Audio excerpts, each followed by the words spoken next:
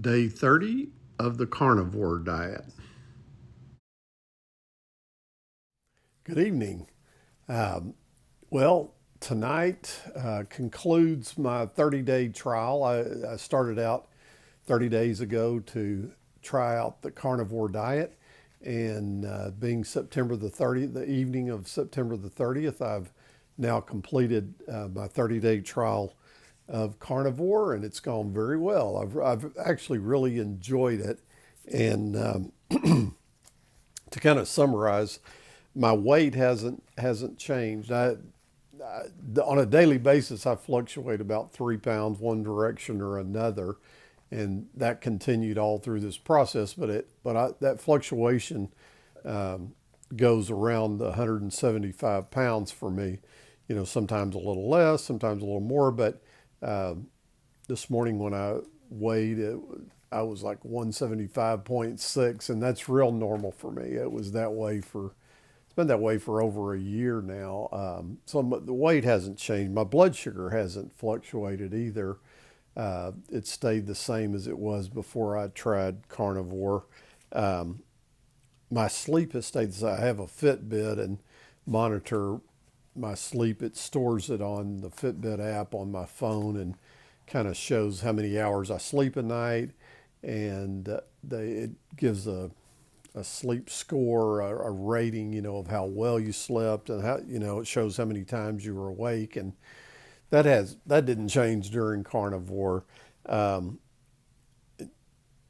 One of the big questions it seems that a lot of people have about carnivore is if you're not eating any fiber, if you're not eating any plants, not having any fiber, what about pooping? What about your bowel movements? There were definitely no problem with that. I definitely never ever became constipated on the carnivore diet. If anything, uh, I was having very regular bowel movements, and some of them were a little on the loose side. That's the only thing I would say. I definitely had no constipation. If anything, things were moving extremely well. So that was not a problem.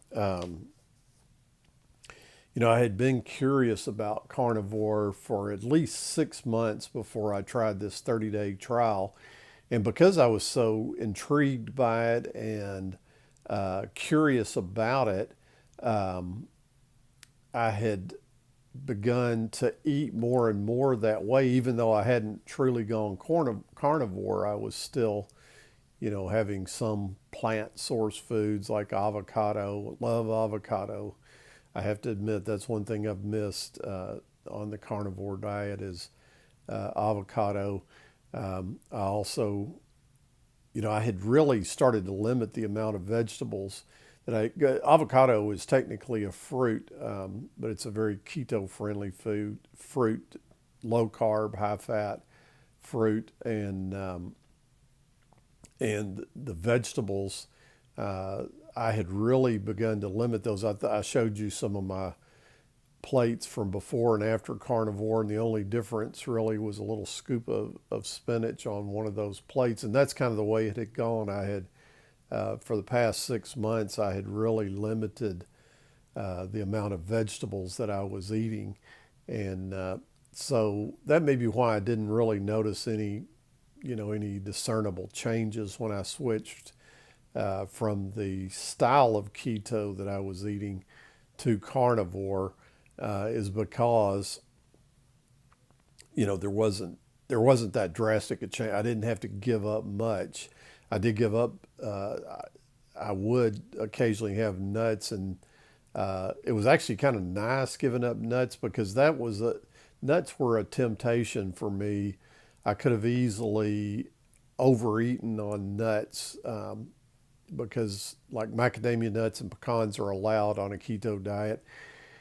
And if I'm sitting in front of the TV, my old habits from before I started trying to get healthy were to snack way too much. And if I was going to have just a little handful of macadamia nuts or pecans on keto, there was a temptation to go back for another handful. One thing, I never brought the bag with me from the pantry to my chair. I left the bag of nuts in the pantry so that if I wanted a few more nuts rather than that handful that I brought to my chair, I would have to get up and walk over there, and that gave me time to rethink it and possibly avoid overeating nuts. And so anyway, what kind of foods did I eat during carnivore? Had quite a few ribeye steaks and quite a few hamburger patties. Those were the predominant types of food that I ate. Yesterday I had liver, calf's liver, and over the weekend we had gone out for a drive, and we stopped at a little restaurant, and I was trying to find something on their menu that I could eat. And I saw that I wasn't that hungry. I saw that because I'd had a big breakfast, late breakfast of bacon and eggs before we left. Had that around noontime, and I saw that they had mussels on the menu as an appetizer. So I ordered the mussels, and that's all I had was just the mussels. And during this month of carnivore, also had ham, a little bit of ham. We had a little bit of ham left in the fridge, and I threw that on the grill when I was grilling up steaks and hamburgers one time. And I also had a few sausages like bratwurst, again, things that we had in the fridge, and I wanted to go ahead and throw those on the grill. My pattern throughout this was every Sunday afternoon I would load up the grill, primarily with hamburgers and ribeyes, but any other little meats like that ham or the sausages like bratwurst, I would throw those on the grill along with my hamburgers and steaks.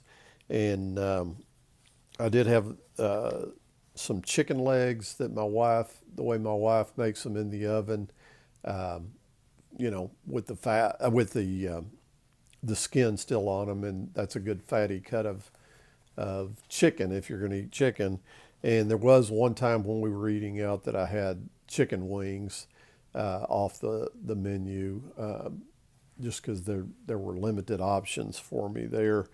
And but it was mostly steak and eggs or hamburger patties and eggs. That was the predominant thing that I had during carnivore this month. And like I say, that 6-month period before I started carnivore, I was very intrigued by it and really enjoyed hearing stories of people whose lives had been incredibly changed by the carnivore diet. People with autoimmune disorders, people with anxiety and depression. There was just really inspiring. I saw a video just a couple of days ago about a young woman with MS, and her life was radically changed by carnivore. And that's just really inspiring stuff to realize how much difference a nutritional change can make, especially with things like MS and other autoimmune diseases. And so, I continue to be intrigued by carnivore. The best thing for me, I didn't have any of those. I didn't have autoimmune disorders or anxiety or depression. In the past, before I started my journey to health, I had struggled a little bit with anxiety and depression, but just going keto for past 22 months or so really solved all that. And so going from keto to carnivore didn't make I didn't notice any noticeable change there. But I am going to say here, as I've been watching more and more videos and information on the carnivore diet, I came across a term called ketovore or keto/carnivore.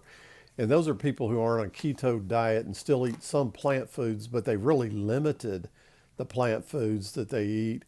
And so they're almost carnivore with very select plants that they still plant type foods that they eat. And so I really think for that 6 months before I started carnivore, I wasn't familiar with that term ketovore or keto/carnivore, but I really think that's probably the phase I was in for 6 months or so before I started the actual 30-day trial of carnivore. I was probably a ketovore. And but again, my whole goal for the past 22, 23 months has been to keep my carbohydrates extremely low in order to be able to stay off of any kind of medication for diabetes. Um, but, and it was almost 2 years ago that I was initially diagnosed with diabetes with an A1C of 9.9 and brought it down in about 4 months to a 4.9 without any medication for diabetes, strictly by changing my diet. And I do want to throw in here that the most powerful thing that I did to bring my A1C down and to really cut my carbs was intermittent fasting. And in those early 4 months or so, I did a little bit of extended fast, like 2 day and 3 day fasts. I didn't do a lot of that. I settled into a pattern of one meal a day, which you'll know if you've seen many of my videos here. I was doing one meal a day for quite a few months there, and that's how I lost 82 pounds. And eating a ketogenic diet while doing OMAD was part of my formula for success.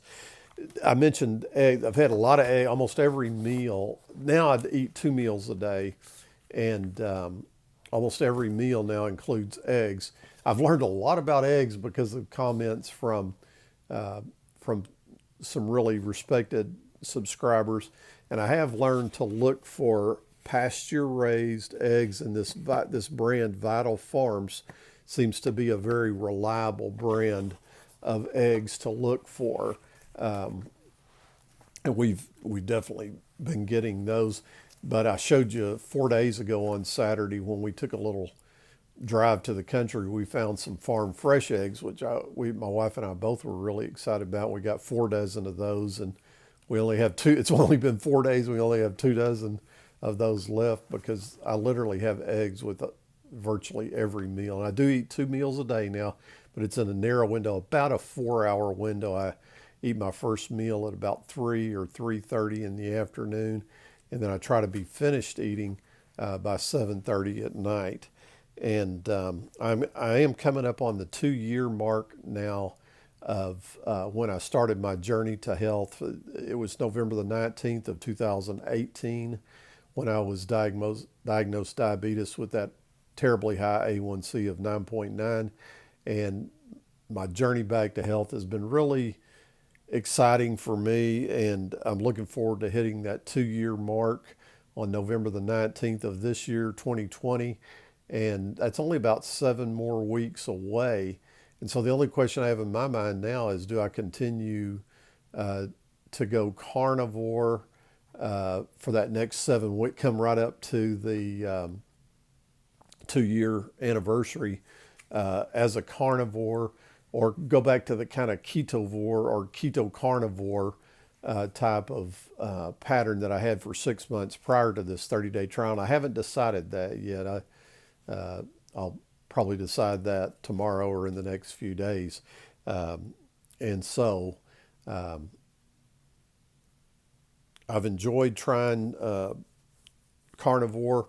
I will say I'm not trying to prove anything to anyone. I was just really intrigued by the stories I was hearing, and I'm not trying to pledge into the carnivore fraternity or, prove anything to these amazing people who have been so successful on carnivore.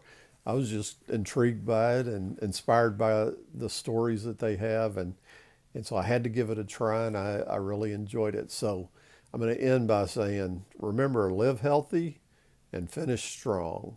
Thank you. If you haven't subscribed yet, please consider doing so. And as with all my videos, nothing here is intended to be medical advice. You need to work with your own physician. I'm primarily just telling my own story.